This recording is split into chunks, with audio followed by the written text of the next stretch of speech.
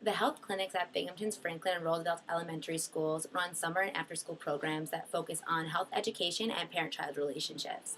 It was these programs that were earmarked for a grant from last year's Learning by Giving class. The first step we took in class was to identify our individual values.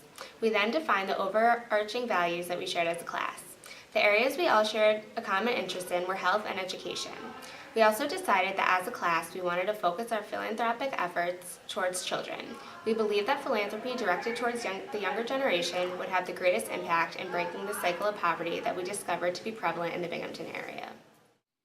As a class, we felt that the UHS school clinics, the after-school programs, and the summer programs accomplished all of our philanthropic goals. Program leaders teach children and their parents how to cook nutritious meals, plant a garden, and find fun new ways to play and exercise. More importantly, at the same time that families learn the basics of a healthy lifestyle, positive relationships are being formed.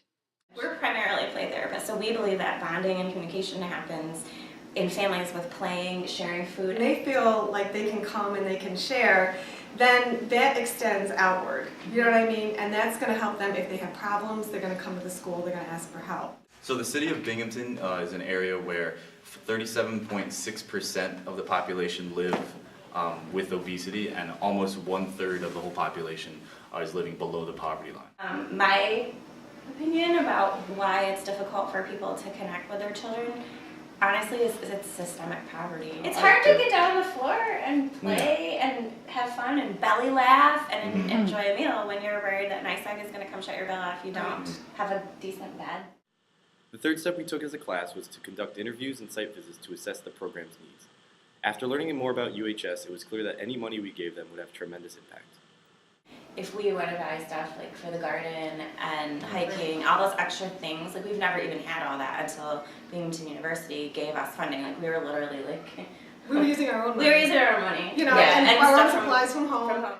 Using a $4,000 grant from Binghamton's Learning by Giving class, UHS bought kitchen supplies for the nutrition program, purchased therapy and play equipment for use throughout the year, and expanded their garden, altogether tripling the program's size.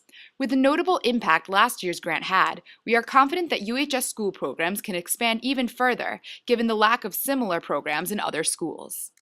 So one of the things I think we would like to do with the money is try to be able to expand it to the other schools in the district if there's an interest. Teachers, there are a lot of teachers and other staff that would be extremely interested in coming in and doing this, except for there's no funding in the district for them to be paid to do it. Progress. I mean, a little bit of progress that you see just totally makes the whole job worthwhile.